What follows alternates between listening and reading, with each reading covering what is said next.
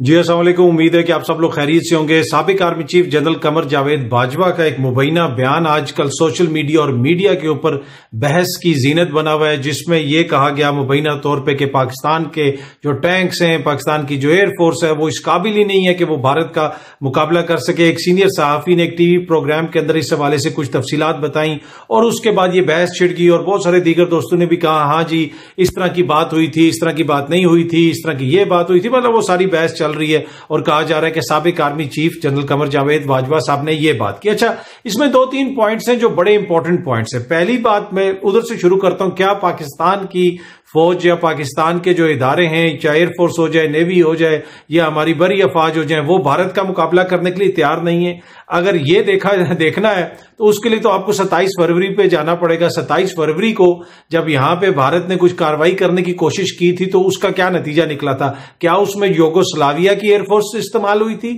جو بھارت کے طیارے مار گرائے تھے؟ جو کچھ کیا تھا بھارت کے اندر جا کے وہاں پہ کارروائی بھی کی گئی۔ کارروائی کرنے کے بعد جب وہاں سے جو لوگ پیچھے آئے ان کے ساتھ جو سلوک ہوا وہ بھی آپ کے سامنے ہے، ان کا پائلٹ بھی پکڑ لیا، وہ سب کچھ آپ کے سامنے ہے۔ تو کیا پھر یہ کہنا یا اس بیانیے کو تقویت دینا کہ ہمارے ادارے اس قابل نہیں ہے؟ تو میرے خیال میں یہاں پہ تو میرا بڑا اختلاف ہے۔ یہ ہمارے ادارے بالکل جو ہے اس قابل ہیں، پاکستان کا دفاع بالکل مضبوطی سے وہ کر سکتے ہیں جتنی بھی ہماری مسلح افواج ہیں۔ دوسری بات یہ ہے کہ یہ کہا گیا کہ جناب اس زمانے میں کشمیر کو بیچنے کی کوشش کی جا رہی تھی اور کشمیر کا یہ ہو رہا تھا اور کشمیر کا وہ ہو رہا تھا۔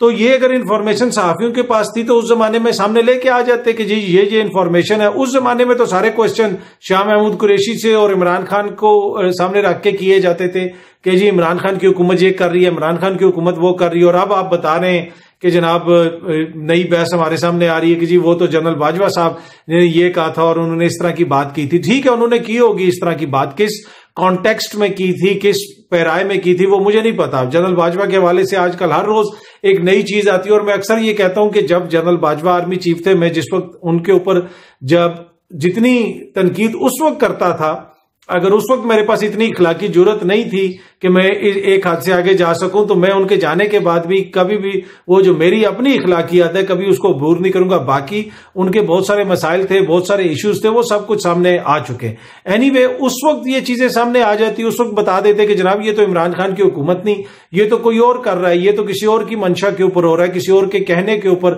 یہ کیا جا رہا ہے، اور جناب کشمیر کا سودا ہو رہا ہے یا وہ ہو رہا ہے یا یہ ہو رہا ہے۔ اس وقت تو کسی نے بھی کوئی ایسی چیز نہیں بتائی۔ دوسرا اس وقت بڑا امپورٹنٹ کوسچن یہ ہے کہ بلاول کیوں جا رہے ہیں بھارت؟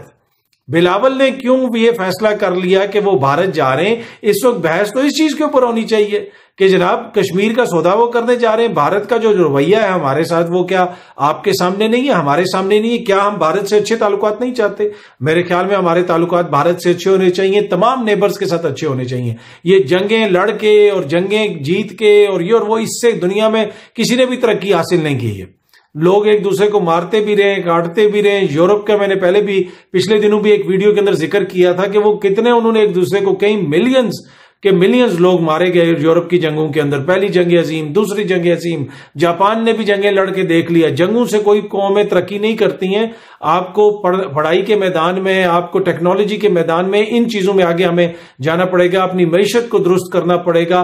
تو ایک یہ سوچ پاکستان کے اندر بھی پائی جاتی ہے، اس کے کانٹیکس میں بہت ساری باتیں ہوتی ہیں کہ جناب یہ اس سے تعلقات بہتر ہو جائیں، اس سے تعلقات بہتر ہو جائیں۔ ٹھیک ہے، اس کے اوپر سوچنے کی ضرورت ہے۔ بھارت کے معاملے کے اوپر ہم یہ نہیں ہو سکتا کہ وہ ہمارے ساتھ اس قسم کا سلوک رکھے اور ہم کہیں جی ہم اچھے تعلقات چاہتے ہیں ہر قیمت کے اوپر۔ نہیں، اس تعلقات اچھے ہوں برابری کی سطح پہ، جہاں پہ آپ کا بھی فائدہ ہو، ہمارا بھی فائدہ ہو، جو ہمارے دینی مسائل ہیں وہ بھی حل ہوں، جو کشمیر کا مسئلہ ہے اس کو بھی دیکھا جائے کہ اس کو کس اچھے طریقے سے حل کیا جا سکتا ہے۔ بہت سارے آپ کو پتہ ہے ٹیریٹوریل جو ایشوز ہیں وہ یورپ کے اندر بھی ہیں کہ کچھ ایسے ایریاز ہیں جن کے اوپر وہ اسپین کہتا ہے یہ ہمارا ہے، برطانیہ کہتا ہے نہیں جی یہ ہمارا ہے۔ بڑے مطلب میں مثال دے رہا ہوں آپ کو، آپ ویسے جبرالٹر کو دیکھ لیں، اس کے حوالے سے بڑی چیز اس طرح کی بات ہوتی ہے۔ دیگر بھی ایسی چیزیں ہیں جہاں پہ دنیا بھر میں ایسے ایشوز ہوتے ہیں، لیکن آپ اپنی ترقی کو نہیں روک سکتے، آپ اپنی معیشت کو نہیں روک سکتے۔ اس وقت چائنا اور امریکہ سے زیادہ کس کو زیادہ مسائل ہیں ٹیریٹوریل چیزوں کے اوپر؟ ساؤتھ چائنا سی کے اندر مطلب جہاز بھی ایک دوسرے کے سامنے آ گئے، لیکن آپ جا کے ابھی گوگل کر کے دیکھ لیں کہ چائنا اور امریکہ کا کتنے ارب، جی ہاں جی، کتنے 100 ارب ڈالر کا سالانہ ان کا ٹریڈ ہے۔ تو ٹریڈ تو چل رہا ہے، تو ہمیں بھی اپنے تعلقات بھارت سے بہتر کرنے کی ضرورت ہے۔ ہاں باقی یہ جو بات آئی کہ جناب ہماری افواج جو ہیں وہ تیار نہیں ہے، ہماری ایئر فورس تیار نہیں ہے، ہمارے ٹینک تیار نہیں ہے، جناب اگر جس دن یہ بھارت کو پتا چل گیا نا کہ یہ تیار نہیں ہے تو یقین کیجئے کہ وہ ایک منٹ بھی انتظار نہیں کریں گے اور کافی حد تک آپ کے پاس پیغام بھجوانے کی وہ کوشش کریں گے۔ تو تیار تو ہیں، بالکل ہیں، اور وہ دنیا کو دکھایا بھی، اور اس کا نتیجہ جو نکلا وہ بھی پوری دنیا نے دیکھا جب بھارت نے ایک ایڈوینچر کرنے کی کوشش کی۔ آپ کیا سمجھتے ہیں کہ مودی جیسا حکمراں اس کے پاس یہ انٹیلیجنس رپورٹس نہیں ہوں گی کہ پاکستان میں کیا تیار ہے کیا نہیں ہے؟ سب کو پتا ہے، کیا امریکہ کو نہیں پتا؟ ساروں کو، دنیا کو پتا ہے۔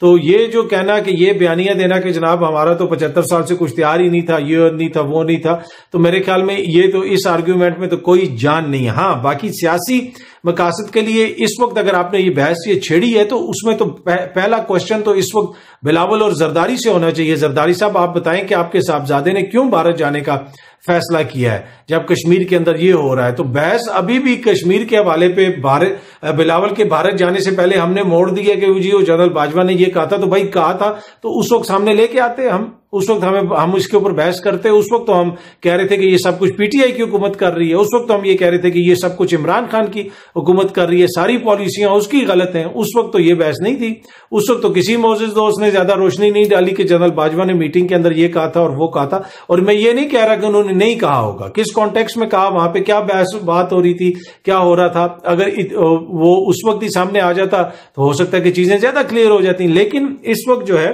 کشمیر کے اوپر اگر کوئی مسئلہ ہے تو وہ اس حکومت سے ہمیں اٹھانا چاہیے، اس حکومت کے وزیر خارجہ سے اٹھانا چاہیے کہ جناب آپ وہاں پہ کیوں جا رہے ہیں، آپ نے کیا کرنا ہے، وہاں پہ کیا ایشوز اٹھانے ہیں، پاکستان کے اندر جو مسائل ہیں۔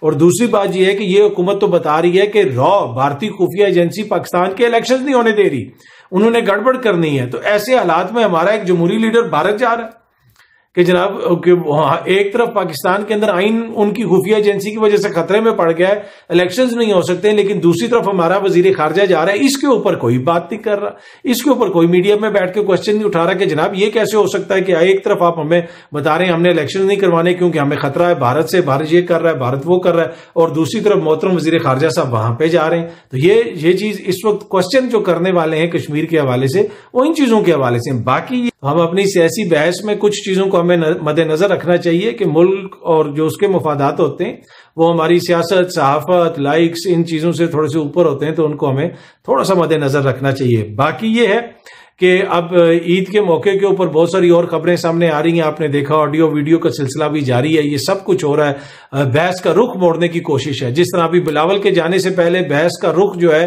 وہ کسی اور طرف موڑا جا رہا ہے، کشمیر کے حوالے سے، بھارت کے حوالے سے۔ اسی طرح انتخابات سے پہلے اور فیصلے، سپریم کورٹ کے فیصلے کو اس کا اثر زائل کرنے کے لیے، جناب توجہ ہٹانے کے لیے جسٹس بندیال صاحب کی جو ساس ہیں ان کی مبینہ آڈیو جو ہے وہ سامنے آ رہی ہے۔ بلکہ اس کے اوپر فواد چودھری صاحب کی ایک ٹویٹ بھی آئی ہے کہ جسٹس بندیال صاحب کے خلاف اور عدلیہ کے خلاف جو پیش کی گئی قرارداد پارلیمنٹ کے اندر، اس کے اوپر کس کے دستخط تھے؟ اس میں وہ یہ لکھتے ہیں، فواد چودھری صاحب اپنے ٹویٹ میں لکھتے ہیں کہ عدلیہ کے خلاف قرارداد پر چیف جسٹس صاحب کے داماد کی والدہ اور داماد کے بھائی کے دستخط ہیں۔ اگر چیف جسٹس اس سے بلیک میل ہونے لگے تو ادارہ کیا چلنا چاہیے؟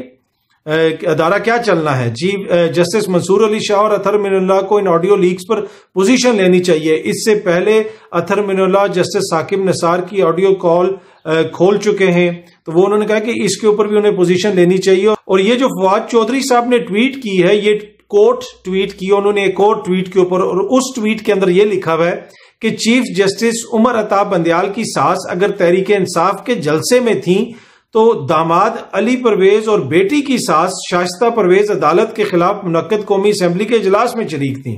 ٹھیک ہے، رشتہ داریوں پر اگر جانا ہے تو کچھ نہیں بچے گا۔ تو انہوں نے بنیادی طور پہ فواد چودھری صاحب نے بھی یہ بتایا کہ چیف جسٹس صاحب کی جو سمدن ہیں وہ تو ایم این اے ہیں نون لیگ کی، ان کی رشتہ داری تو نون لیگ سے ہے، تو رشتہ داروں کے کہنے کے اوپر اگر چیزیں چلنی ہیں پھر تو ایسے نظام نہیں چلے گا۔ پر اینی وے یہ بتانے کا مقصد یہ تھا کہ انتخابات کو روکنے کے لیے یہ سب کچھ کیا جا رہا ہے، یہ بحث چھڑی جا رہی ہے، اور دوسری طرف بلاول کے بھارت جانے سے پہلے بحث کو کسی اور طرف موڑا جا رہا ہے کہ اس کے اوپر بحث کریں۔ جی ضرور اس کے اوپر بحث کریں، اس کے اوپر بات ہونی چاہیے، لیکن یہ بھی بات ہونی چاہیے کہ بلاول اب کیوں بھارت جا رہے ہیں، کیا مقاصد ہیں، اس سے ہمیں کیا حاصل ہوگا، تو یہ ساری چیزیں بھی زیر بحث آنی چاہیے۔ امید ہے کہ یہ ویڈیو آپ کو پسند آئی ہوگی. بہت جلدی آپ سے پھر ملاقات ہوگی. Thank you so much.